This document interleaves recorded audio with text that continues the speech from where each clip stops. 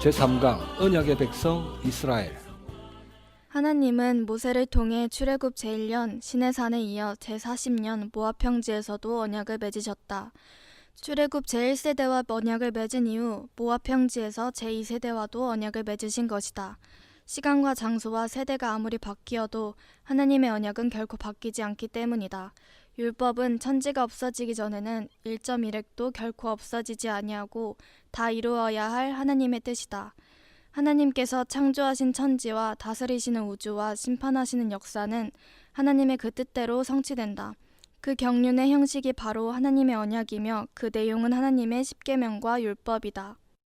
2강에서는 십계명을 다루었고 제3강에서는 그 십계명을 구체적으로 적용하는 세부적인 율법을 다룹니다. 12장 자기의 이름을 두시려고 택하신 성전. 5절 오직 하나님께서 자기의 이름을 두시려고 택하신 곳으로 나아가. 6절 번제와 제물과 11조와 모든 예물을 거리로 가져다가 드리고. 예루살렘 성전을 가리킵니다. 반드시 예루살렘 성전에 가서 예배를 드려야 한다는 것입니다. 하나님은 이스라엘 백성이 약속의 땅 가나안에 들어가면 반드시 하나님의 이름을 두시려고 택하실 곳인 예루살렘 성전에 가서 모든 제사를 드리라고 명령하셨다. 그렇지 않으면 하나님께 드리는 제사가 우상숭배로 변질될 수 있어 시내산 아래서처럼 금송아지를 하나님으로 섬기며 그 앞에서 음행을 자행할 수도 있기 때문이다. 예루살렘 성전에 가야만 바른 제사를 드릴 수 있었습니다. 거기에 가야만 성막이 있고 제물을 태워드리는 번제단이 있으며 바른 제사를 인도하고 도우는 제사장과 레위인들이 있기 때문입니다. 요한복음 4장 21절과 24절. 예수께서 이르시되 여자여 내 말을 믿으라. 이 산에서도 말고 예루살렘에서도 말고 너희가 아버지께 예비할 때가 이르리라. 하나님은 영이시니 예비하는 자가 영과 진리로 예비할지니라. 21절 예수께서 이르시되 여자여 내 말을 믿으라. 이 산에서도 말고 사마리아 그리심산 성전에서도 말고 예루살렘에서도 말고 예루살렘 성전에서도 말고 아버지께 예배할 때가 이르리라. 24절 하나님은 영이시니 예배하는 자가 영과 진리로 예배할지니라. 요한복음의 예수님의 말씀은 신명기 말씀과 충돌됩니다. 신명기에서는 내가 택한 그곳에 가서만 예배를 드리라고 했는데 예수님은 이 산에서도 말고 예루살렘에서도 말고 신령과 진정으로만 예배를 드리면 된다라고 말씀을 하셨다는 것입니다. 요한복음 2장 19절부터 21절. 예수께서 대답하여 이르시되 너희가 이 성전을 헐라. 내가 사흘 동안에 일으키리라. 유대인들이 이르되 이 성전은 46년 동안에 지었거늘 내가 3일 동안에 일으키겠느냐 하더라. 그러나 예수는 성전된 자기 육체를 가리켜 말씀하신 것이라. 예수님은 자신의 육체를 가리켜 성전이라고 말씀하셨다. 성전을 장소라는 관점에서 말씀하시는 것이 아니라 역할이란 관점에서 말씀하시는 것이다. 성전은 하나님께 죄사함을 받아 하나님께 나아가게 하는 역할을 한다. 따라서 지정하신 장소 그 자체보다는 지정하신 바른 제사의 방법에 그 의미가 있다. 그 지정된 장소가 중요한 것은 장소 그 자체 때문이 아니라 바른 방법을 가지고 있기 때문이다. 죄인은 택하신 그 방법으로만 죄사함도 받을 수 있고 하나님도 섬길 수 있는 것입니다. 궁극적으로 그 택하신 곳은 하나님의 백성들에게 성전 되신 예수 그리스도를 상징하는 것입니다. 오직 예수님의 이름으로만 죄사함을 받으며 하나님께 나아갈 수 있는 것입니다. 성령과 진리로 예배 드린다는 주님의 말씀은 모든 믿는 자가 성령을 받아 하나님의 영이 거하시는 성전이 된다는 약속이기도 한 것입니다. 예수님도 성전이시지만 우리까지도 성전 삼아 주시겠다는 그런 약속이었다는 거죠. 13장 하나님의 본질 거룩한 말씀.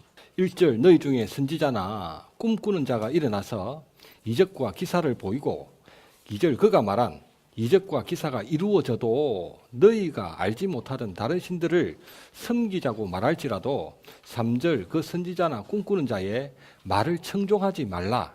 이는 여호와께서 너희가 마음을 다하고 뜻을 다하여 여호와를 사랑하는 여부를 알려하사 너희를 시험하심이니라. 하나님은 거짓 선지자가 말한 이적과 기사가 이루어져도 그를 청종하지 말라고 말씀하셨다. 사탄도 세상을 속이기 위해 거짓 선지자에게 그런 능력을 줄 수가 있기 때문이다. 하나님의 역사인지 아닌지에 대한 기준을 이적과 기사에 두어서는 안 된다. 기독교의 본질은 이적이나 기적이 아니다. 사랑도 아니다. 사랑은 타종교에서도 강조하고 있으며 종교가 없는 사람도 사랑의 가치를 숭고하게 생각한다. 기독교 내에서 말하는 사랑과 밖에서 말하는 사랑은 엄연히 다르다.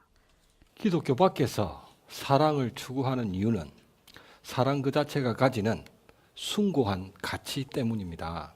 그러나 성도가 사랑하며 살아야 하는 이유는 사랑 그 자체가 가지는 숭고함보다 하나님께서 명령하셨기 때문입니다. 명령하셨기 때문에. 제1원인은 언제나 하나님께서 말씀하셨기 때문에 순종해야 되는 것입니다. 그것이 가치가 있건 없건 세상적으로 그건 우리 생각이고 하나님이 명령하실 때는 그것이 최고의 가치를 지니는 것이 되므로 하나님께서 명령하셨기 때문에 사랑해야 한다는 것입니다. 하나님의 말씀은 사랑뿐 아니라 모든 가치 위에 존재하는 것입니다. 3절 하나님을 사랑하는 여부를 알려하사 너희를 시험하심이니라. 맹신과 미신, 맹신 모르고 믿는 거, 미신 애매한데 믿는 거, 맹신과 미신은 모조리 걸러내시겠다는 것입니다. 정말로 말씀을 믿는 믿음만 하나님께서 믿음으로 그렇게 여겨주신다는 것입니다.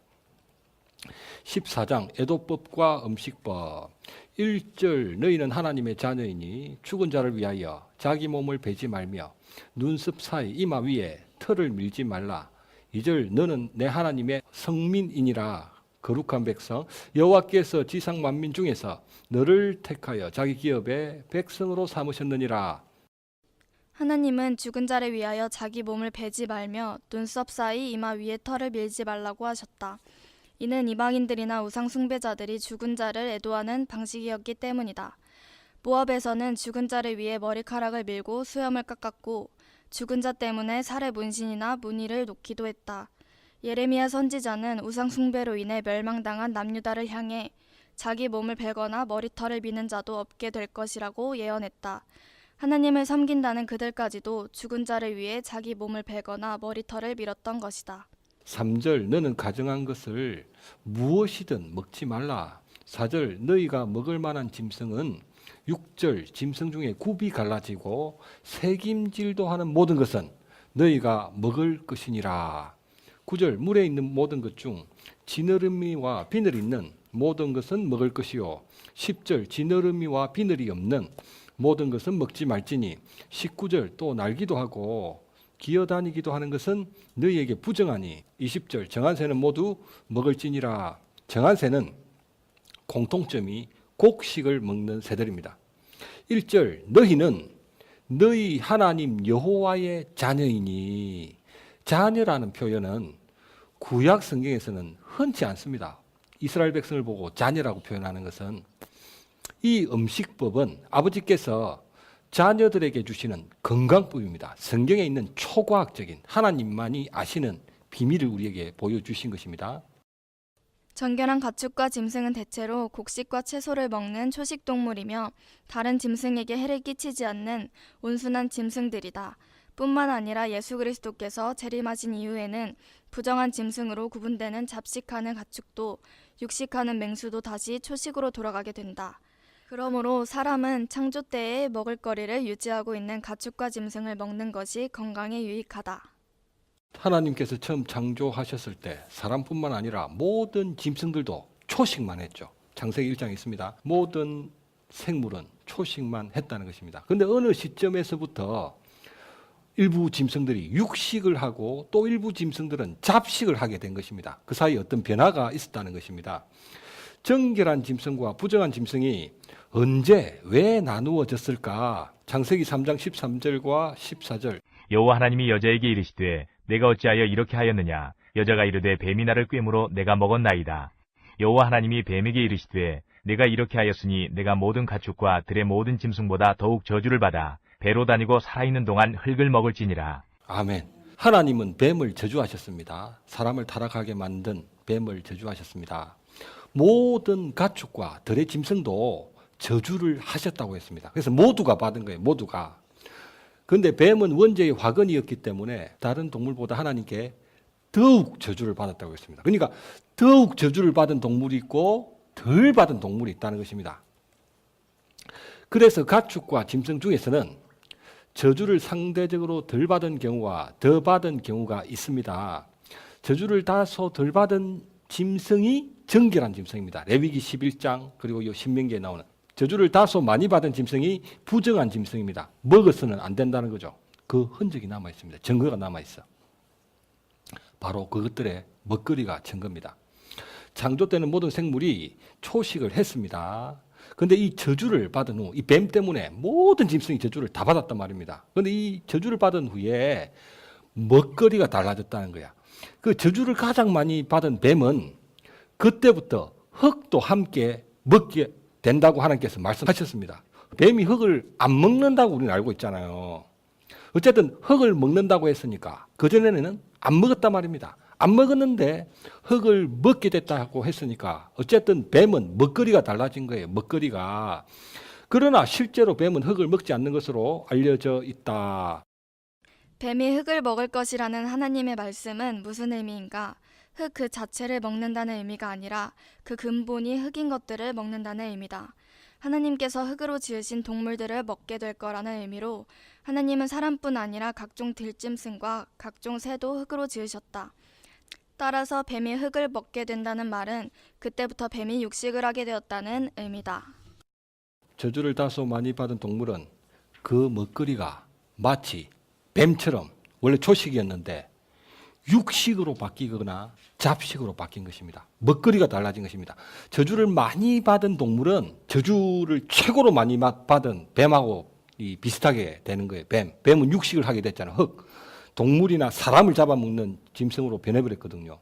그래서 저주를 많이 받은 동물군은 뭐냐면은 먹거리가 달라져 버린 뱀처럼 육식을 하거나 개, 돼지처럼 그 잡식을 하는 쪽으로 흘러가 버렸고, 다소 덜 받은 동물은 창조 때와 마찬가지로 여전히 초식을 유지하고 있는 것입니다. 그래서 하나님께서 구분해 놓으신 거예요. 그러니까 정말 성경에서 먹으라는 것 먹으면 건강에 좋고 먹지 말라는 것 먹으면 건강에 나쁜 거예요. 이것은 뭐 이미 과학에서도 다 증명해 놨죠.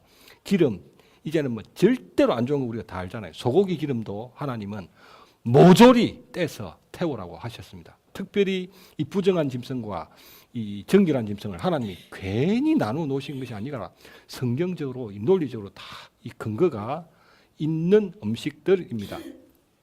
15장 비절 면제해주는 면제년, 며칠 년 끝에는 면제하라. 2절 이웃에게 구워준 모든 채주는 그것을 면제하고 이웃에게나 형제에게 독촉하지 말지니 이는 여호와를 위하여 면제를 선포하였음이라.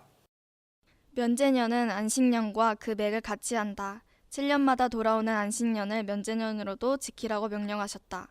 안식년은 6년 동안에 땅에 씨를 뿌리고 수확을 하되 제7년째가 되면 씨를 뿌리지도 말고 수확도 하지 말아서 땅이 지력을 회복하게 하라는 하나님의 명령이다. 그처럼 7년마다 돌아오는 면제년에는 이스라엘 백성 중에서 빚 때문에 가난이나 비천한 종의 신분이 후손들에게 되물림되어 악순환을 거듭하지 않도록 빚을 면제해 주라는 것이다. 그럼으로써 형제의 기업인 생명, 권리, 땅, 자녀를 회복하게 하라는 하나님의 명령이다. 왜 그래야 합니까? 19절 내 소와 양의 처음 난 수컷은 하나님께 드릴 것이니. 처음 난 수컷, 이 말은 유월절을 떠올리게 하는 말입니다. 이집트에서 유월절 장자장으로 노예 신분에서 면제를 받아 하나님의 백성이 되지 않았느냐? 너들이 한 게 뭐가 있느냐? 피를 바르는 믿음만으로 노예 신분에서 하나님의 백성으로 내가 바꾸어 주었는데 그런 은혜를 받은 너희는 자비를 베풀며 살아야 한다라고 말씀하시는 것입니다. 16장 이스라엘의 3대 절기 1절 아비월을 지켜 여호와께 유월절을 행하라. 이는 아비월의 여호와께서 너를 애굽에서 인도하여 내셨음이라. 9절 7주를 셀지니 곡식의 낫을 대는 첫날부터 7주를 세어 10절 여호와 앞에 77절을 지키되 13절 타작마당과 포도주 틀에 소출을 거두어 드린 후에 1회 동안 초막절을 지킬 것이라. 이스라엘 백성에게 3대 절기의 중요성은 이스라엘 모든 성인 남자들이 그 절기에는 반드시 중앙성소인 예루살렘 성전에 가서 지키라고 하신 하나님의 명령에서 잘 드러난다. 그 이유는 이스라엘 백성이 유월절에는 구원을 받았고 칠칠절에는 하나님의 계명과 율법을 받았으며 초막절은 가나안 땅을 하나님께 기업으로 받은 것을 의미했기 때문이다. 아브라함에게 주신 세 가지 약속이 있습니다.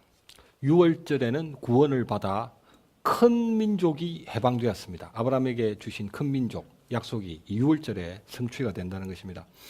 77절에는 시내산 언약을 맺습니다. 77절 오순절하고 같은 말이죠. 시내산 언약을 맺어 하나님의 복이 된 것입니다. 하나님의 대리인, 대리자. 그 대리자 안에서 예수 그리스도가 나오잖아요. 이스라엘 백성들이 얼마나 복을 받았든지 복 덩어리가 되어버렸습니다. 시내산 언약을 맺어서 초막절을 지킨다는 말이 광야에서 초막을 짓고 살았음을 기념하는 절기이기 때문에 가나안 땅을 얻었던 것입니다. 가나안 땅을 얻었다는 뜻입니다. 그래서 아브라함에게 주신 세 가지 약속, 큰 민족, 복이 되는 것, 가나안 땅, 이 세 가지가 이 3대 절기에 다 성취가 되었던 것입니다. 17장 재판의 원칙과 왕의 의무 2절 하나님께서 내게 주시는 어느 성에서든지 3절 다른 신들을 섬겨 그것에게 절하며 일월 성신에게 절한다 하자 해, 달, 별, 신들에게 절한다 하자 4절 그것이 내게 알려짐으로 내가 듣거든 자세히 조사해 볼지니 이스라엘 재판의 원칙 첫째 자세히 조사해야 된다는 것입니다. 엉성하게 알아봐서는 안 된다. 만일 그 일과 말이 확실하면 5절 그 악을 행하는 자를 성문으로 끌어내고 성문에는 넓은 광장이 있어 많은 사람들이 모이는 곳입니다. 재판의 원칙 둘째 많은 사람들이 모여 공개적으로 해야 한다. 돌로 쳐 죽이되 6절 두 사람이나 세 사람의 증언으로 죽일 것이요 한 사람의 증언으로는 죽이지 말 것이요 한 사람의 증언은 주관적이지만 두세 사람의 증언은 객관적이라는 것입니다. 재판의 원칙 셋째, 객관적인 증언이어야 한다. 7절 이런 자를 죽이기 위하여는 정인이 먼저 그에게 손을 댄 후에 무백성이 손을 댈지니라. 손을 댄다는 말은 돌로 쳐 죽인다는 말입니다. 재판의 원칙 넷째, 증언에는 책임을 져야 한다는 것입니다. 위정하는 것은 쉽지만 먼저 돌로 쳐 죽이는 것은 결코 쉽지 않은 거죠. 그 사람을 먼저 돌로 때려야 되니까 그것은 어려우니까 책임을 지게 만들었습니다. 증언이 위정으로 드러나면 그 위정자는 살인죄가 성립되는 것입니다. 그럼 그 사람도 돌에 쳐 죽임을 당하는 거죠.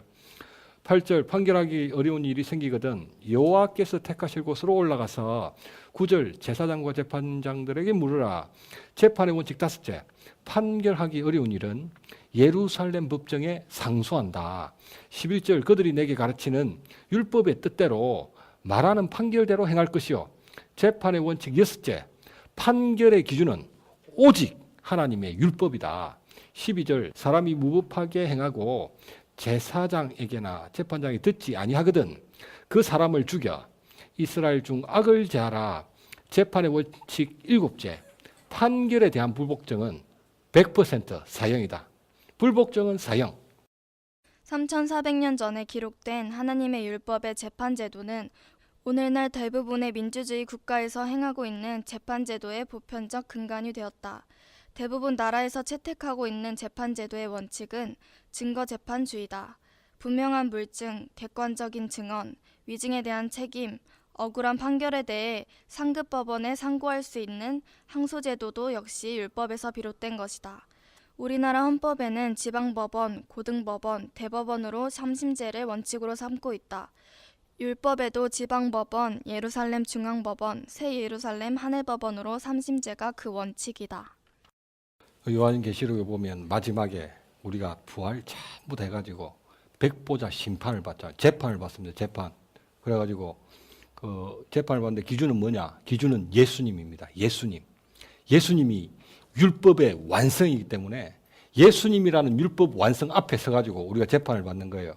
너 예수님처럼 말한 거 몇 개 있어? 물어보고 예수님처럼 행동한 거 몇 개 있어? 예수님처럼 생각한 거 몇 개 있어? 예수님처럼 희생한 거 몇 개 있어? 전부 다 이렇게 묻습니다. 예수님처럼 한 게 몇 개 있냐고. 그것만큼 하나님 앞에 접수가 되고 나머지 예수님처럼 하지 않은 생각, 말, 행동, 믿음, 헌신 이거에 대해서 다 점수를 매긴다는 것입니다. 마지막 심판. 그게 마지막 심판입니다. 거기서 인정받은 것만큼 천국에서 인정받은 것만큼의 빛의 세기로 천국에서 영광을 바라며 사는 것입니다. 그 빛이 약한 사람은 이게 전구불인지 촛불인지 잘 보이지도 않는 그런 빛으로 영원히 사는 것이고 베드로, 바울 이런 분들은 태양빛, 달빛 같은 빛으로 지금 영원히 그곳에서 살고 있습니다. 그 최후의 심판이 우리에게는 있습니다. 물론 예수 그리스도의 은혜 때문에 지옥은 안 갑니다. 절대로 가고 싶어도 거기는 못 가. 우리는 예수를 믿기 때문에 지옥에는 안 가지만 행위 심판이 있습니다. 기준은 예수님처럼 생각한 거, 말한 거, 행동한 거, 그 점수를 다 매겨가지고 하나님 앞에 헌신한 것만큼, 예수님 때문에 눈물 흘린 것만큼, 예수님 때문에 스트레스 받은 것만큼 예수님이 그만큼 우리에게 마지막으로 큰 상급으로 갚아주시는 것입니다. 15절 하나님께서 택하신 자를 왕으로 세우실 것이며 16절 그는 병마를 많이 두지 말 것이며 17절 아내를 두지 말 것이며 은금을 많이 쌓지 말 것이니라. 하나님은 왕에게 공의로운 판결을 내리게 하기 위해 병마와 아내를 많이 두지 말고 은금을 많이 쌓지 말라고 명령하셨다. 병마는 군사적인 논리로, 아내는 정치적인 논리로, 은금은 경제적인 논리로 재판을 해서는 안 된다는 의미다. 왕의 아내들은 대부분 이방에서 정략 결혼으로 이스라엘에 시집왔기 때문에 아내에 따라 이방과의 정치적 관계가 좌지우지 되어서는 안 된다는 것이다. 18절 그가 왕 위에 오르거든 율법서의 등사본을 책에 기록하여 19절 평생에 자기 옆에 두고 읽어 하나님 여호와를 경외하기를 배우며 율법의 모든 말과 규례를 지켜 행할 것이라. 모든 판단은 하나님의 입장에서 내려져야 한다는 의미입니다. 뭐 일단 이스라엘에서는 왕이 최고의 재판관이니까 그 솔로몬 왕한테 우리 여자 둘이 와가지고 이 아기가 서로 자기 아기라고 우기잖아요. 그러니까 이제 최고의 재판장 솔로몬 앞에 가서 재판을 받잖아요. 그 솔로몬은 누구의 입장에서 재판을 해야 되느냐? 개인적인 입장이 아니라 내가 하나님 자리에 앉아 있다라는 생각으로 하나님처럼 공정하게 재판을 하라는 뜻에서 율법책을 복사해가지고 부지런히 읽어라. 기준은 율법이다. 이 세상 살아가는 기준은 십계명과 율법이다. 그대로 순종하며 사는 것을 믿음이라고 하는 것이다. 믿음, 기준은 율법이라는 것을 이 솔로몬 왕이든 이스라엘 모든 왕들은 철저히 머리에 새겨야만 했다는 것입니다. 18장 제사장과 나와 같은 선지자 1절 레위 사람 제사장에 대해 말씀을 하셨고 15절 내 하나님 여호와께서 내 형제 중에 너를 위하여 나와 같은 선지자 하나를 일으키시리니 그의 말을 들을지니라. 제사장은 이스라엘이 하나님께 제사를 드릴 수 있도록 돕는 자고 선지자는 이스라엘에게 하나님의 뜻을 대언하고 예언하는 자다. 제사장은 이스라엘 즉 죄인들의 입장에 서서 하나님께 나아갈 수 있도록 돕는 중보자였고 선지자는 하나님의 입장에 서서 하나님의 뜻을 이스라엘에게 대언함으로써 이스라엘이 하나님의 뜻을 깨닫도록 돕는 중보자였다. 제사장과 선지자에 대한 말씀은 앞서 언급한 예수 그리스도를 예표하는 왕에 대한 말씀과 연결되어 예수 그리스도의 삼중직을 상징하고 있다. 예수 그리스도는 다윗의 혈통으로 오신 왕이셨고 멜기세덱의 서열을 따르는 영원한 제사장이셨으며 모세와 같은 선지자로 이 땅에 오셨던 것이다. 19장 이스라엘을 위한 도피성 2절 여호와께서 기업으로 소유로 주신 땅 가운데서 세 성읍을 구분하고 3절 땅 전체를 세 구역으로 나누어 길을 닦고 모든 살인자를 그 성읍으로 도피하게 하라. 4절 살인자가 그 성읍으로 도피하여 살만한 경우는 누구든지 본래 원한이 없이 부지 중에 모르고 그의 이웃을 죽인 일이니라. 11절 만일 어떤 사람이 그의 이웃을 미워하여 원한을 가져 엎드려 그가 오기를 기다리다가 상처를 입혀 죽게 하고 의도적인 살인을 하고 이 한 성읍으로 도피하면 12절 그 본 성읍 장로들이 사람을 보내어 그를 거기서 잡아다가 보복자의 손에 넘겨 피해 보복자죠. 피해 보복자. 살인을 당한 가족입니다. 한마디로 가족에게 넘겨서 죽이게 할 것이라. 도피성은 과실치사인 경우에만 해당되는 것입니다. 하나님은 이스라엘 땅의 도피성을 요단 동편과 서편에 각각 3개씩 도합 6개를 두라고 명령하셨다. 이스라엘 전역에 골고루 흩어져 있었던 레위 지파의 48성읍 중 6곳을 도피성으로 지정하라는 것이다. 가나안 땅은 동서 길이 130에서 160km, 남북 최대 길이 400km로 남북으로 길게 뻗은 형세다. 그래서 요단 동서편 땅을 북부와 중부와 남부 세 구역씩으로 나누어 각 구역에 속한 레위 지파의 성읍들 중 가장 중심에 위치한 성읍을 도피성으로 지정하라고 명령하셨다. 6개의 도피성은 이스라엘 전역에 골고루 분산 배치되었다. 그 위치들은 놀라울 정도로 아주 합리적입니다. 이스라엘 전역 어디에서라도 가장 가까운 도피성은 32km 이내에 위치하도록 설계되어진 것입니다. 과실로 살인을 한 사람이 도피성으로 피하고자만 한다면 하루 만에 도착할 수 있는 거리였다는 것입니다. 앞에서도 길도 잘 닦아놔라 이렇게 했잖아요. 하나님의 율법은 이스라엘 백성 중 그 누구도 억울함을 당하지 않도록 완벽하게 보호하시는 공의의 법입니다. 21절 눈에는 눈으로 이에는 이이니라. 하나님 공의의 원칙이죠. 눈에는 눈, 이에는 이.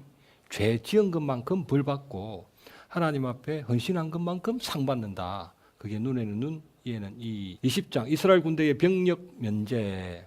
5절 새 집을 건축하고 낙성식을 행하지 못한 자가 있느냐. 그는 집으로 돌아갈지니 전사하면 다행히 낙성식을 행할까 하노라.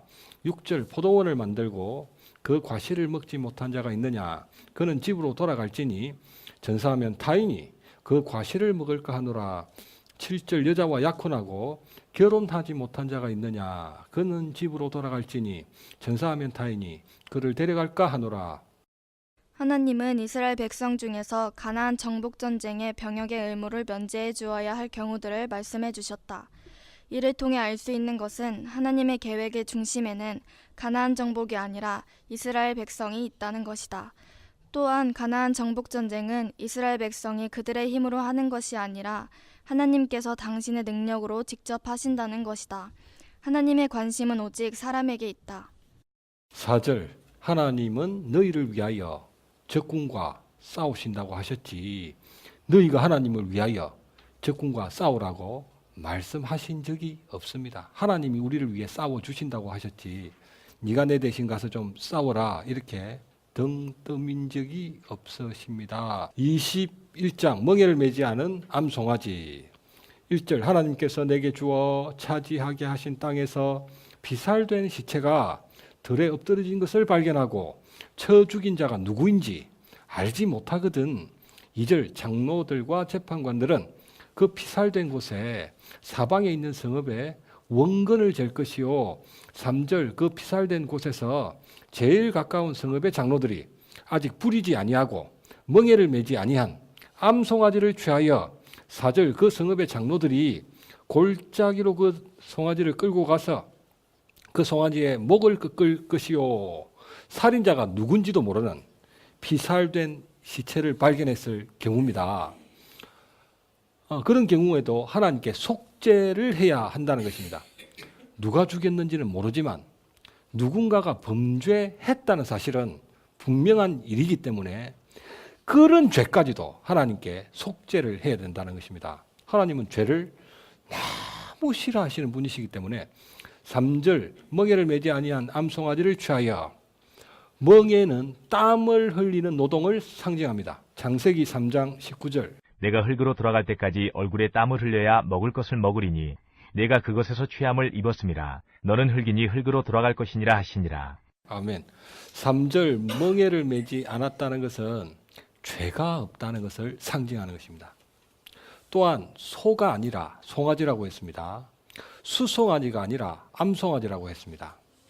즉 출산의 경험이 없다는 뜻입니다.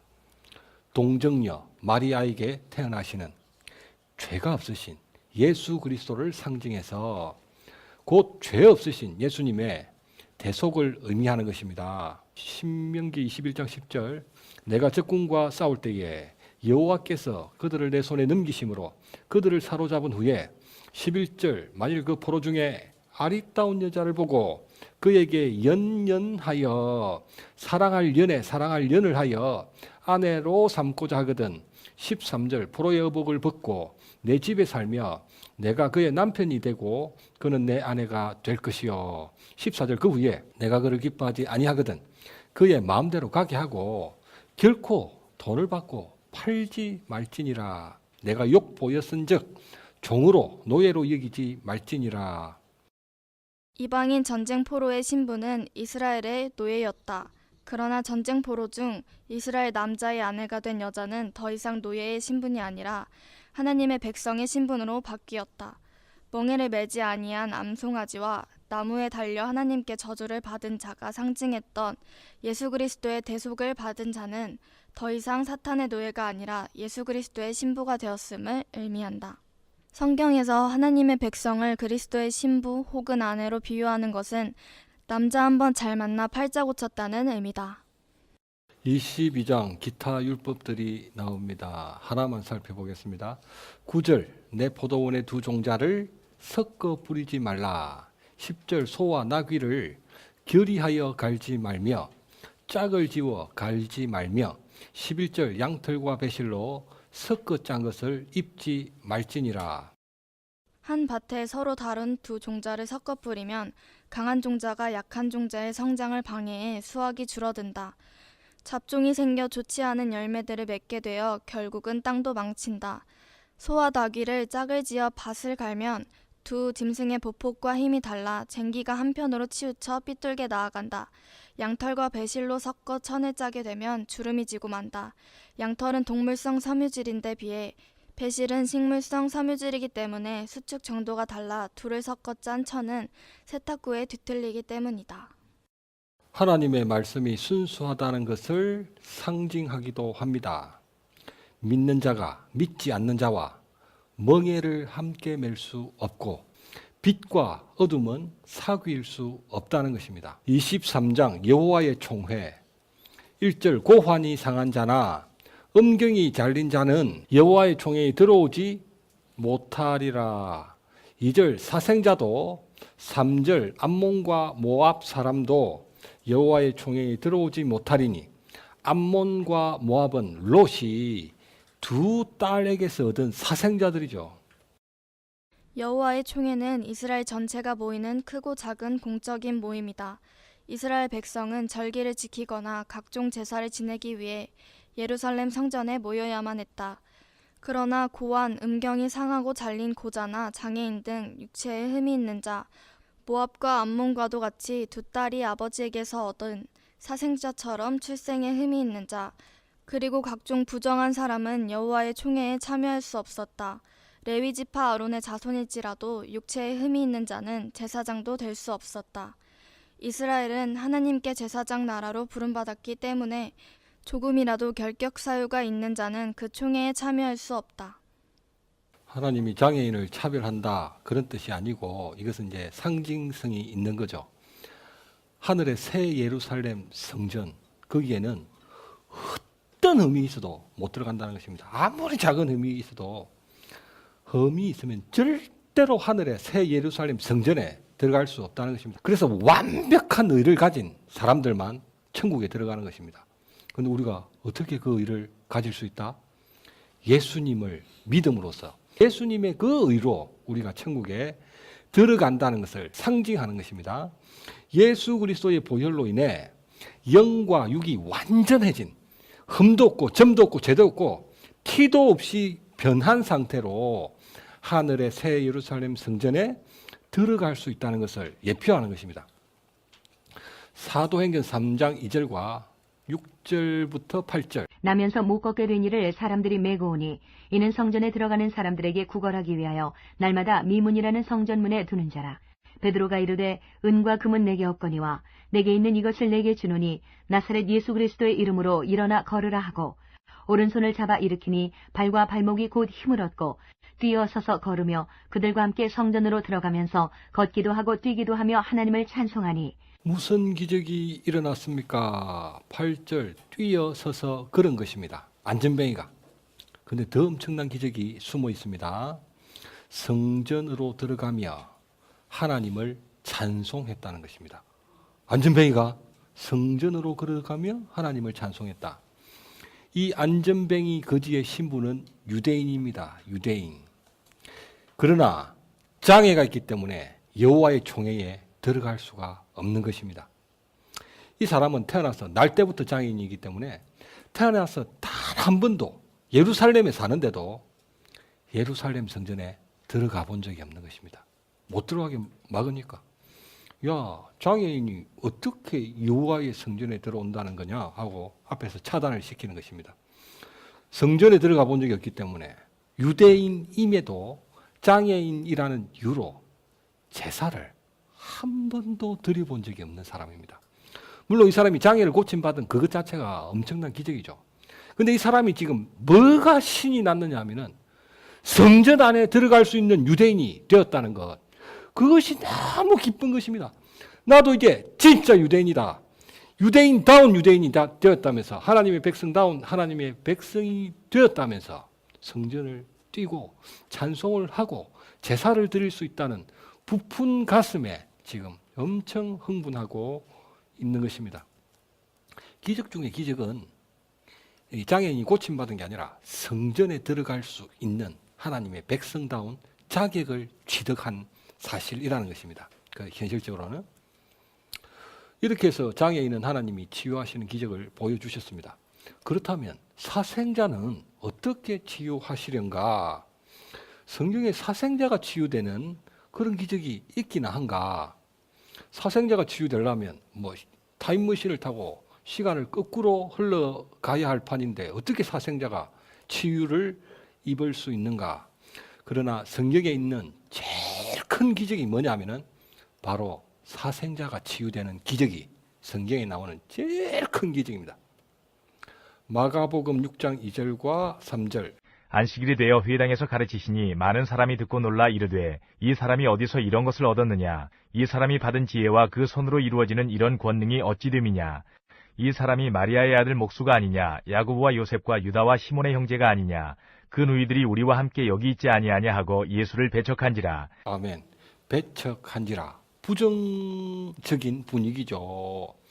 마리아의 아들이 아니냐? 마리아의 아들.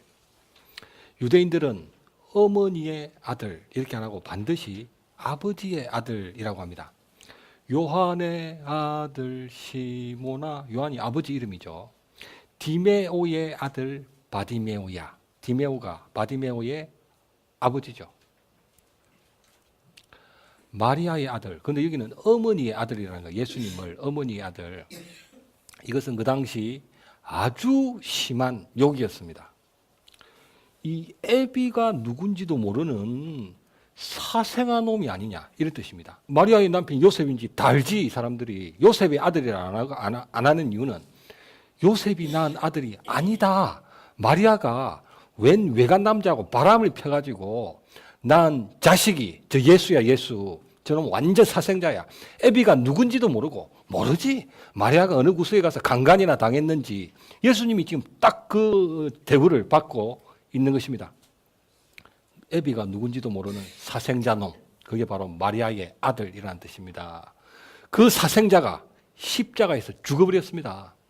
그리고는 완전한 부활로 다시 살아나셨죠. 그래서 살아날 때는 하나님의 맏아들로 살아나버린 거예요. 마리아의 사생자가 십자가에 못 박혀 죽어버렸는데 살아날 때는 하나님의 맏아들로 부활을 해버리신 것입니다. 그러니까 인간 중에서도 제일 비천한 마리아의 사생자가 부활할 때는 하나님의 맏아들로 부활을 해버렸으니까 성경에 있는 기적 중에 제일 큰 기적이 바로 사생자가 고침받는 기적입니다. 24장 사회적인 약자들에게 취해야 할 태도 1절 사람이 아내를 데려온 후에 그에게 수치되는 일이 있음을 발견하고 기뻐하지 아니하거든 이혼 증서를 써서 자기 집에서 내보낼 것이요. 하나님은 아내에게 수치되는 일이 있다면 그 남편이 이혼 증서를 써주고 자기 집에서 내보내라고 하셨다. 간음으로 인한 것은 아니었다. 간음은 집에서 내보낼 죄가 아니라 돌로 쳐 죽일 죄이기 때문이다. 그 이혼 사유는 여자가 아이를 낳지 못하거나 혹은 남자에게 새 여자가 생겼을 수도 있다. 하나님은 이혼을 해도 괜찮다고 말씀하신 것이 아니다. 부부는 분명 한 몸이라고 말씀하셨기 때문이다. 아내를 기뻐하지 않은 남편은 아내를 학대할 수 있기 때문에 여자를 보호하시기 위해 차라리 이혼을 하라고 하셨던 것이다. 이혼 증서를 써주라고 하신 것도 여자가 새 출발할 수 있도록 합법적인 재혼을 보장해 주시기 위해서다. 이혼 증서는 이혼의 정당성을 의미하는 것이 아니라 하나님께서 약자인 여자를 불쌍히 여기시고 보호하시는 하나님의 긍휼을 의미하는 것이다. 2절 그 여자는 그의 집에서 나가 다른 사람의 아내가 되려니와 3절 둘째 남편도 그를 미워하여 이혼 증서를 써서 그를 내보냈거나 또는 둘째 남편이 죽었다 하자 4절 그러나 그 여자는 이미 몸을 더럽혔은즉 그를 내보낸 전 남편이 첫째 남편이 그를 다시 아내로 맞이하지 말지니 여호와 앞에 가증한 것이라. 여자가 이혼했던 남편은 하나님을, 재혼했던 남편은 사탄을, 여자는 신의 산 혼인 언약을 맺었으나 하나님을 떠난 죄인을 상징한다. 여자는 둘째 남편과의 불화 혹은 사별로 인해 첫째 남편에게 돌아가려고 했다. 그러나 이미 둘째 남편에게 몸을 더럽혔기 때문에 돌아갈 수가 없다. 그것이 하나님께서 제정하신 거룩의 율법이다. 여자가 하나님의 율법을 어기지 않고도 첫째 남편에게 돌아갈 수 있는 길이 없을까? 없을 리가 없다. 예수 그리스도는 길이고 진리며 생명이시기 때문이다. 그 유일한 방법은 바로 첫째 남편이 죽었다가 전혀 다른 남자로 다시 살아나는 것이다.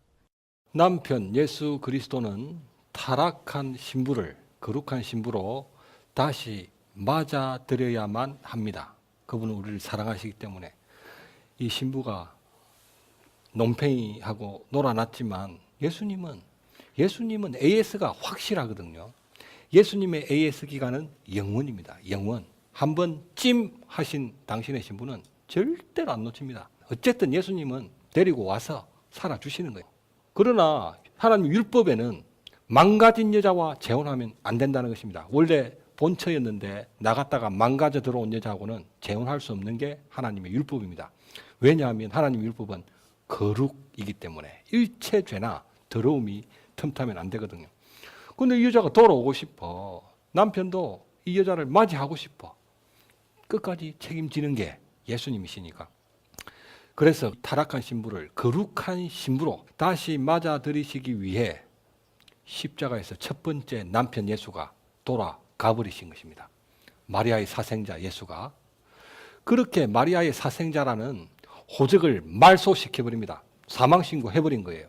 예수님이 사흘 동안이나 무덤 속에 있었잖아요. 사망신고가 들어간 것입니다. 그래서 첫 번째 남편 예수는 죽었습니다. 마리아의 사생자 예수는 죽었습니다. 그러나 다시 부활을 하시죠. 그래서 전혀 다른 새로운 호적을 쓸 수 있게 된 것입니다. 이전 예수는 마리아의 사생자 예수는 죽었어. 그런데 부활하시면서 하나님의 맏아들 예수로 부활을 하신 거예요. 그래서 새로운 호적을 만들 수 있게 된 것입니다. 부활하신 예수님은 이전 예수님이면서도 예수님이 맞긴 맞지. 이면서도 이전의 예수님이 아닌 거예요.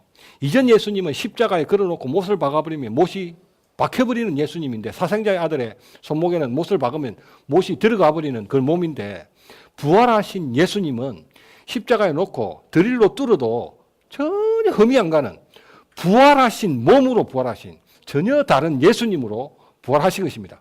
어떤 면에서는 예수님이 부활하신 거니까 전에 그 예수님이 맞지. 그런데 어떤 면에서는 너무 다른 몸으로, 다른 상태로 변화를 해버리셨으니까 그 예수님이 또 아니기도 한 것입니다. 그래서 부활하신 예수님은 새로운 호적에 바로 그 여자와의 혼인신고를 올리셨던 것입니다. 그러니까 율법을 어긴 게 아니에요. 전 남편은 죽었으니까. 전 남편은 죽었으니까 어긴 게 아니고 새 남편, 새로운 몸으로 가진 예수님이면서도 예수님이 전혀 아닌 대포로 쏴도 죽지 않는 그 예수님이 새 남편이 새 호적에 이 타락한 신부를 거룩한 신부 호적에 올려주는 것입니다.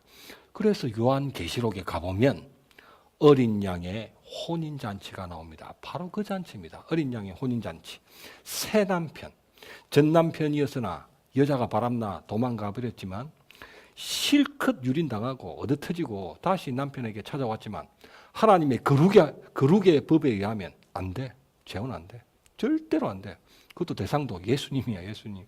그래서 예수님이 그러면 내가 죽으면 되지 해서 십자가에 돌아가셔서 마리아의 사생자 신분을 말소시켜버리시고 그리고 완전 다른 예수로 부활, 하나님의 맏아들로 부활하셔가지고 우리 이 신부를 거룩한 신부로 받아들여 주신 것입니다. 그러니까 율법에는 전부 예수님 이야기라. 율법이 얼마나 재밌는지 모릅니다. 전부 예수님 이야기 아닙니까? 예수님 이야기. 이걸 구약의 그 산물로만 보고 이걸 뭐 지키지도 않을 뿐더러 배우지도 않을 뿐더러 관심도 없고 믿음으로만 산다고 이렇게 생각하는데 율법을 배워야 예수님이 너무너무 잘 보이는 거예요. 너무너무. 예수님이 왜 그 성전 앞에 베드로를 시켜가지고 안전뱅이를 일으키셨나? 왜 그 성전 앞에 있는 그 안전뱅이를 일으키셨는가? 바로 이 여호와의 성회 이 부분 때문입니다.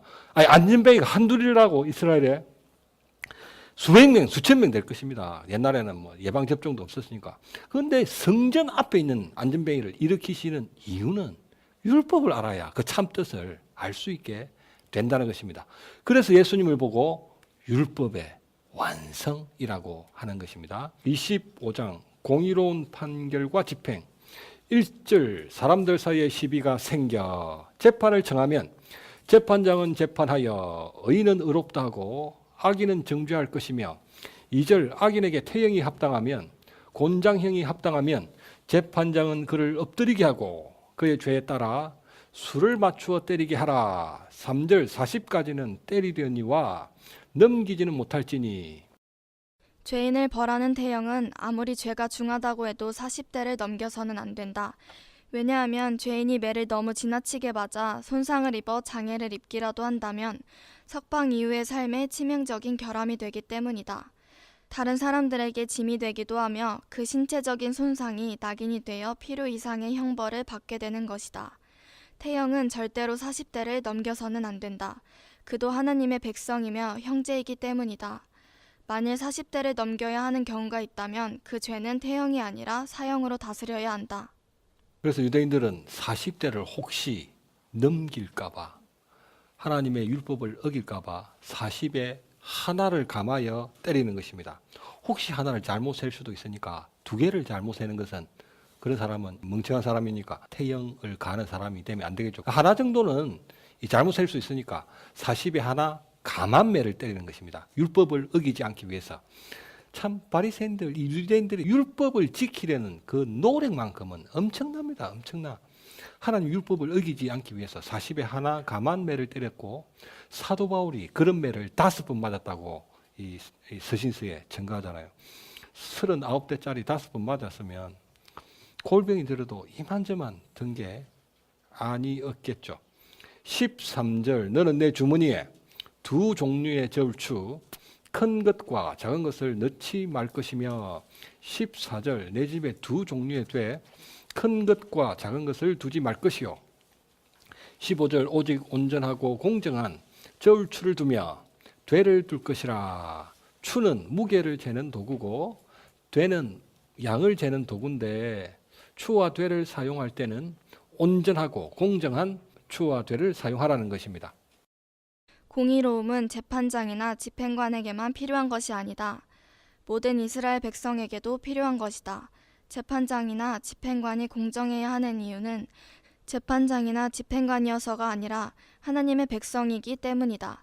그처럼 이스라엘도 하나님의 백성이기 때문에 모두가 공정해야만 한다. 하나님의 공의의 원칙은 눈에는 눈, 이에는 이라는 것을 우리도 잘 기억하고 우리도 그렇게 살아야 한다는 것입니다. 우리는 한 대 맞으면 절대로 한 대로 원수를 갚지 않죠. 2대 때리고 3대 때리기를 좋아하는데 하나님은 공의의 하나님이기 때문에 우리도 공의를 지키면서 살아가야 된다. 그것이 바로 믿음으로 사는 것입니다. 자비를 베풀며 면제전에는 면제해주고 하나님께 공짜로 구원을 받았는데 남들한테 공짜로 무엇인가를 베풀 수 있어야 된다는 것입니다. 공짜로 영생을 받았다니까 공짜로 영생을 영원히 산다는 것 아닙니까? 우리처럼 타락한 신부를 하나님께서 하나님의 아들을 보내셔서 십자가에서 죽여가면서까지 우리를 신부로 맞이하시기 위해 거룩한 율법에 딱 적합한 신부로 만들어 주시기 위해서 아들까지 죽이면서까지 우리를 구원해 주셨습니다. 완전 공짜로 받은 거죠. 그걸 기억하라는 것입니다. 그것을 기억하고 자비를 베풀며 살아라. 그것을 기억하고 공의롭게 살아라 라고 말씀하시는 것입니다. 26장 첫 열매를 드리는 언약의 백성 이스라엘 2절 하나님께서 주신 땅에서 그 토지의 모든 소산에 만물을 거둔 후에 그것을 여호와께서 그 이름을 두시려고 택하신 곳으로 즉 예루살렘 성전으로 가지고 가서 3절 제사장에게 이르기를 내가 오늘 하나님께 아뢰나이다. 여호와께서 우리에게 주시겠다고 우리 조상들에게 맹세하신 땅에 이르렀나이다. 만물 첫 열매는 그 한 해에 있어서 농부에게 가장 귀한 결실이다. 순서상 첫 번째라는 의미도 있지만 궁극적으로는 가장 귀중한 것이라는 의미다. 11조도 마찬가지다. 10개 중 하나라는 의미와 함께 가장 귀중한 하나라는 의미다. 첫 열매를 드리는 것은 가장 귀중한 하나를 하나님께 드림으로 모든 것이 하나님으로부터 왔다는 것을 인정하는 신앙 고백이다. 그 첫 열매를 하나님께 먼저 드리기 전에는 수확한 곡식을 조금도 먹을 수 없다. 하나님께서 만물의 주인이시며 사람의 모든 일은 창조주이신 하나님께 대한 감사와 경배로 시작되어야 한다는 의미다. 11조는 10분의 1이라는 뜻이 아닙니다. 물론 양으로는 10분의 1인데 실제적인 의미는 가장 귀한 하나, 10개 중에 가장 귀한 하나라는 뜻입니다. 왜 가장 귀하냐면은 우리가 믿음으로 구분하는 10분의 1을 드리잖아요. 그럼 양은 10분의 1이라. 양은 10분의 1인데 그걸 받으신 하나님의 손은 그거를 10분의 1인데 분명히 양은 그 10분의 1을 받으면서 10분의 10이라고 생각하는 거야. 하나님은 10분의 10. 야, 얘가 내 덕으로 사는 것을 믿는구나. 그것을 물질로도 표현할 줄 아는구나. 마음이 있는 곳에 물질이 있다고 했으니까 10분의 1을 바친다는 것은 나를 믿고 나를 섬기려고 애쓰는구나. 그것을 표현하는 게 10분의 1이거든요. 그래서 그게 가장 귀한 이유는 우리는 10분의 1만 기껏 올리지만 하나님은 그걸 받으시면서 10분의 10으로 쳐주시는 거라. 그래서 그게 가장 귀한 거라. 가장 귀한 거.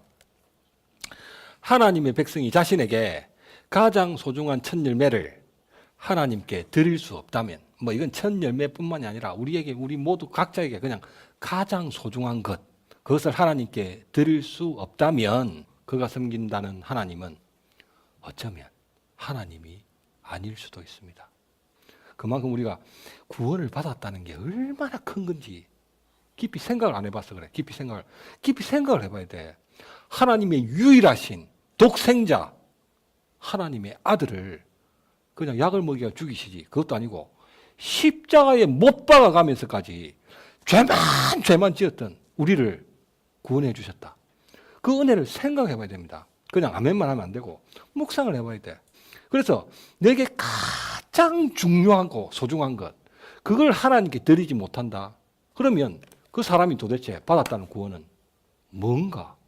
하나님은 하나님이나 되시는 분이 딱 하나 있는 아들을 나같이 더러운 죄인을 위해서 십자가에서 못을 박아 죽이시기까지 했는데 도대체 내가 갖고 있다는 제일 소중한 것은 무엇인가? 하나님에게서 제일 소중한 것을 우리를 위해 내어주신 거잖아요. 하나님은 당신에게서 제일 소중한 것을 그냥 주신 것도 아니고 십자가에 못을 박아가지고 우리한테 주셨다니까요. 그러니까 구원을 받았다는 것을 그냥 아멘 믿습니다. 물론 그렇게 당연히 할 수 있는 믿음도 좋지만 생각을 해봐야 돼. 생각을. 도대체 10분의 1이 그게 뭔데? 하나님은 당신의 독생자를 십자가에 못 박아 죽이셨는데 우리를 위해서 정말 10분의 1은 하나님 앞에 믿음을 표현하는 고백일 뿐이라는 것입니다. 하나님이 무슨 돈 받으실 일이 있겠습니까? 천하 만물이 하나님의 것인데 제 아들이 과자 먹잖아요. 그럼 저는 꼭 우리 주생이한테 아빠 하나 줄 거야 물어봅니다. 그리고 반드시 입에 넣어주면 먹습니다. 먹고 싶어서 그거 먹습니까? 그게 좋은 거야. 믿음이 있다는 거. 우리 주성이가 우리 아빠는 내가 챙겨줘야지 하는 믿음이 있다는 게 하는 그게 좋은 거예요. 10분의 1 그 받는 게 좋은 게 아니고 우리 아들이 내 입에 과자 넣어주는 그게 좋아서 하나님이 이렇게 율법에 명시해 놓은 것입니다. 12절 셋째 해 곧 11조를 드리는 해에 모든 소산의 11조 내기를 마친 후에 이것을 레위인과 객과 고아와 과부에게 주어 내 성읍 안에서 배부르게 하라. 3년마다 한 번씩 11조를 더 드리라는 것입니다. 1년에 한 번씩 드리는 11조입니다. 이때는 매년마다 한 번씩 드리는 11조 외에 3년째가 되면 그 11조만큼을 한 번을 더 드리라는 것입니다. 지금의 11조 따지면 매월 수입의 3%로 경제적으로 궁핍한 약자들을 구제하라는 것입니다. 율법에서 딱 명시해놨습니다. 구제금 얼마 해야 됩니까? 수입의 3%. 그걸로 구제하라는 것입니다. 객은 이스라엘이 이집트에서 나그네로 살았던 현실을 고아와 과부는 그들이 이집트에서 부모와 남편이 없이 살았던 것과 같은 현실을 떠올리게 하는 자들이다. 그런 모든 이스라엘 백성이 가나안 땅을 기업으로 받아 결실을 맺었다. 그들은 더 이상 가나안에서 객도 고아도 과부도 아니다. 따라서 과거의 아픔과 하나님의 은혜를 기억하여 그들을 도우라고 하나님께서 명령하셨다. 하나님의 백성들에게 선교와 구제는 선택사항이 아니라 필수사항이다. 객과 고아와 과부는 이스라엘에서 3대 약자로 손꼽히는 자들입니다. 레위인들도 유월절을 떠올리게 하는 사람이었습니다. 레위인이 유월절을 떠올리게 하는 사람이라. 그러나 객과 고아와 과부와는 달리 아픔이 아니라 무한한 하나님의 은혜를 떠올리게 하는 자들입니다. 유월절 어린 양의 피로 이스라엘 모든 집안의 장자가 죽음을 면했습니다. 장자가 죽어야 되는데 피를 발라가지고 장자들이 살았죠. 그래서 이스라엘 모든 집안의 장자는 죽은 목숨을 구원받은 거죠. 그래서 죽은 목숨을 하나님이 살려주신 것이니까 장자들의 목숨은 하나님의 것입니다. 원래는 다 죽여버려야 되는데 살 수 있는 길을 하나님이 가르쳐 주셨잖아요. 그러니까 장자들은 시체라 시체 따져보면 시체인데 살아있으니까 그건 하나님이 살려주신 거니까 장자의 목숨은 하나님의 거라. 하나님의 것. 따라서 유월절에서 살아난 모든 이스라엘 백성들 집안의 장자는 하나님을 전적으로 섬겨야 하는 것입니다. 그들의 목숨은 하나님의 것이기 때문에. 그러나 우리가 이 땅에 살면서 장자의 역할이 크잖아요. 장자는 그 가정에 생계를 이어야 하는 책임이 있는 것입니다. 그러면 이 집에서 장자 차출, 저 집에서 장자 차출, 그래가지고 장자만 다 불러 모으면 사실은 그 집에서 제일 일을 해야 될 사람이, 제일 중요한 사람이 빠져나가는 거잖아요. 나중에 성인이 되면 그 장자가 그 가정을 먹여 살릴 텐데 제일 이 경제력이 있는, 경제적 여력이 있는 사람을 다 하나님이 차출해 와버리는 거잖아요. 그럼 그 가정이 어려우니까 안 되겠다. 너희들도 이래야 되니까 하나님이 장자들 그럼 그대로 있어. 너 장자들 대신 내가 그러면 한 지파를 통째로 받아버리겠다. 장자들을 뽑아오면 각 가정에 경제에 문제가 생기니까 장자들을 내버려 두고 대신 레위 지파를 통째로 내 것으로 하겠다. 내 것으로 내가 살려줬으니까. 너들은 죽은 목숨인데 내가 살려줬으니까 레위 지파를 이스라엘의 장자 대신 통째로 하나님이 받으시는 것입니다. 그래서 레위 지파는 전적으로 하나님만 섬겨야 되는 거야. 일체 세상 일 하지 말고 전적으로 성막에 제사로 봉사하고 하나님의 율법을 각 지파 백성들에게 가르치는 일을 맡는 것입니다. 그러니까 레위 지파 하면은 이스라엘 백성들은 딱 유월절이 생각나는 거야. 특별히 장자들은 더 그렇겠죠. 아, 내가 저 성막에 가서 평생 봉사를 해야 되는데 하나님께서 각 가정에 이 경제적 여건을 고려해서 장자들을 두신 것입니다. 그러나 하나님께 바쳐졌던 레위 지파는 성막에서 하나님을 전적으로 섬기기 때문에 의식주를 해결하는 게 문제였던 것입니다. 의식주. 성막 제사만 드려야 되고 하나님 율법만 가르쳐야 되고 목회만 해야 되고 막 이런 게 돈을 벌면서 하나님을 전적으로 섬길 수 없잖아요. 그래서 성막 봉사의 의무를 면제받은, 그게 사실상 모든 이스라엘 가정이죠. 가정단위. 그 가정의 장자들 다 차출해야 되는데 차출 안 하고 가정 경제를 도와라 했잖아요. 그래서 모든 가정이 하나님께 빚이 생긴 거잖아요. 빚. 장자는 하나님 건데 그 가정에서 일하라고 내버려 두셨으니까 모든 가정들은 하나님께 빚이 있거든요. 빚이. 그 빚을 하나님이 뭐로 갚아라 했냐면 11조를 내라는 거예요. 11조. 그러니까 이스라엘 모든 가정들 대신 레위 지파가 이렇게 하니까 너들은 그러면 11조를 바쳐라 대신. 11조. 이 사람들은 평생 와서 신하는데 11조만 내면 되는 거야. 그래서 그 11조를 레위 지파에게 돌리게 하셨던 것입니다. 하나님이 너들은 의식주 걱정하지 말고 나만 섬기라. 나만. 제사만 드리고 하나님 율법만 가르쳐라. 그래서 12지파에게 받은 11조를 레위 지파에게 드리고 레위 지파들은 그 11조를 받고 그 받은 11조에서 또 11조를 떼가지고 아론의 자손 제사장들에게 드리는 것입니다. 그래서 이제 여기서 말하는 그거잖아. 레위 지파 사람들이 너희들이 이 11조를 안 드린다거나 혹은 그 11조가 이스라엘 전체가 뭐 11조를 드린다고 해도 각 지파마다 사정이 달랐기 때문에 어떤 지파는 이제 어려울 수도 있겠죠. 그런 경우에 그 레위 지파 사람들을 도우라는 것입니다. 전적으로 하나님을 섬기고 하나님 율법을 가르치는 것은 그들 자신을 위해서가 아니라 너희들을 위한 것 아닌가. 하나님의 말씀을 안 가르치면 어떻게 살래? 어떻게 진리를 모르는데 하면서 하나님은 이렇게 11조를 그런 구조로 짜 놓으신 것입니다. 레위 지파를 장자들 대신 받았기 때문에 각 장자들 혜택을 다 본 거예요. 그래서 10분의 1만 내라. 10분의 1 해가지고 이 레위 지파가 그 11조를 받고 전적으로 하나님을 섬길 수 있게 하셨던 것입니다. 고린도전서 15장 20절. 그러나 이제 그리스도께서 죽은 자 가운데서 다시 살아나사 잠자는 자들의 첫 열매가 되셨도다. 예수 그리스도의 부활은 잠자는 자들의 첫 열매, 만물 사건이다. 잠자는 자들이란 성도들의 육신적인 죽음을 가리키는 성경적 표현이다. 성도들의 죽음은 죽은 것이 아니라 잠자는 것이다. 왜냐하면 천사들의 마지막 나팔 소리에 부활로 깨어날 것이기 때문이다. 농부가 첫 열매를 하나님께 드리면 하나님은 그 첫 열매를 받으시고 그의 모든 열매를 받으신 것으로 여겨주셨다. 그처럼 하나님은 예수 그리스도의 부활을 첫 열매로 받으시고 장차 일어날 모든 성도들의 부활도 예수 그리스도처럼 완전하고 거룩한 자로 다 받아주신다. 예수님이 이 땅에 오시기 전에는 하나님의 독생자라, 독생자, 유일한 아들, 독생자. 존재 자체도 유일하고 하나뿐인 아들이셨죠. 그래서 독생자였는데 마리아의 사생자로 태어나는 겁니다. 마리아의 사생자, 세상에서 제일 비천한 자리에 난 거예요. 애비가 누군지도 모르는 놈으로 예수님 태어난단 말입니다. 이 세상 모든 비천한 사람까지 다 구원하시기 위해서. 그런데 그 사생자의 마리아가 십자가에 딱 못을 박혀가지고는 부활하실 때는 마리아의 사생자하고는 상관도 없고 예수님이 하나님의 장자로 부활합니다. 로마서 8장에 보면 하나님의 맏아들로 부활했다잖아요. 독생자가 마리아의 사생자로 태어나가지고 십자가에 못 박힌 다음에 하나님의 장자로 부활을 해버립니다. 그런데 마리아의 사생자인 동시에 마리아의 뭡니까? 첫 번째 태어났으니까 장자라는 신분을 태어나거든요. 마리아의 장자라는 신분. 마리아의 장자가 돼야 돼. 마리아의 장자가. 왜냐하면 마리아의 장자, 마리아는 유대인입니다. 유다지파고. 그래서 마리아의 장자는 또 어떤 상징성을 가지냐면은 출애굽 때 유대인들의 장자들을 살려주셨잖아요. 그런데 살아났으니까 이 사람들이 살아나면 대신 죽어야 되잖아. 어린 양의 피는 그 짐승피가 무슨 효력이 있어요. 이 사람들이 살아났으니까 누군가 사람이 죽어야 돼.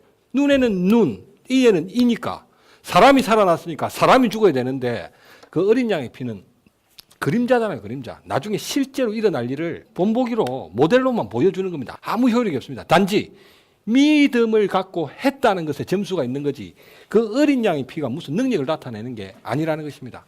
그래서 유대인의 장자가 살아났거든. 출애굽할 때 이스라엘의 장자가 살아났거든. 이스라엘의 장자가 죽어야 할 책임이 있습니다. 책임, 하나님한테는 장자가 죽어야 할 책임이 있어. 그래서 마리아의 사생자인 동시에 마리아의 장자로 태어난 겁니다. 장자로. 그 마리아의 장자로 태어났다는 말이 뭐냐면은 출애굽 때 이스라엘의 장자들이 살아났으니까 장자가 죽어야 돼. 그래서 마리아의 장자로 태어나셔가지고 출애굽 때 구원받은 유대인들 대신 죽어버린 거죠. 그리고 부활할 때는 유대인의 맏아들이 아니라 하나님의 맏아들로 쫙 부활하잖아. 하나님의 맏아들로 부활했다는 말이 무슨 뜻이다? 예수님이 형제를 가진다는 뜻. 맏아들, 둘째, 셋째, 넷째 있다는 말이잖아요. 독생자한테는 형제가 안 돼. 절대로 안 돼. 하나님의 유일하신 아들이기 때문에 형제가 없어. 그래서 예수님이 부활하신 다음에 요한복음에는 최초로 하신 말씀이 형제여. 딱 이러잖아요. 형제여. 그러니까 예수님이 우리를 형제로 안아주신 거야. 그전에는 죄인들이지. 예수님하고 상종도 못하는 죄인들. 근데 딱 부활하시고 나서 제자들 보고 형제여 부르는 거야. 내 형제여. 내 형제여라고 부름으로써 이 제자들이 예수님의 형제가 되고 예수님의 형제가 됨으로써 하나님을 아버지라고 부를 수 있게 된 거예요. 그러니까 하나님이 먼저 우리의 아버지가 되어주신 게 아니고 예수님이 우리를 먼저 형제로 받아주신 게 먼저라. 그래서 내가 곧 길이요 진리요 생명이라. 예수님 말을 통해서 구원받는 거야. 하나님 믿습니다. 논리적으로는 문제가 많습니다. 그 말은 예수 그리스도를 믿습니다. 이것만이 구원의 길이에요. 예수님이 형제여 라고 불러줬기 때문에 예수님하고 동급이 됐기 때문에 예수님처럼 우리도 하나님을 아버지라고 부를 수 있게 된 것이거든요. 그러니까 우리가 기독교인 이유는 엄밀히 따지면 하나님을 믿는 게 아니고 예수 그리스도 이걸 믿는 게 구원이고 답이고 길이고 진리고 생명이라는 것입니다. 그렇게 해서 율법과 예수님 이 구약 전체에 흐르는 것을 예수님하고 해보면 너무 신기한 거예요. 이스라엘 백성들이 6월절에서 장자가 살아났기 때문에 장자가 죽어야 돼. 죄도 없는 예수님이 6월절에 살아난 이스라엘 장자들을 위해서 마리아의 장자가 십자가에 올라가서 돌아가셨다는 것입니다. 그래서 어떤 죄든 하나님은 눈에는 눈, 이에는 이라.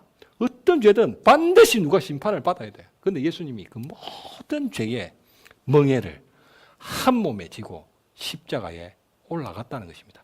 그러니까 믿기만 하면 구원 못 받을 사람 아무도 없는 거야. 사생자도 되고 장자도 되고 죄인도 되고 타락한 신부도 되고 예수님이 율법에 전부 다 그걸 다 기록해놨잖아요. 다 안전뱅이 되고 다 된다는 거예요. 다 돼.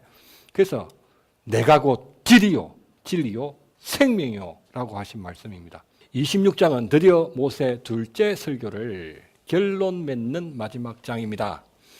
첫 열매를 하나님께 드리라는 것은 하나님을 사랑하라 라는 것이고 12절 이웃을 도우라 하는 것은 이웃도 사랑하라는 것입니다. 사랑입니다.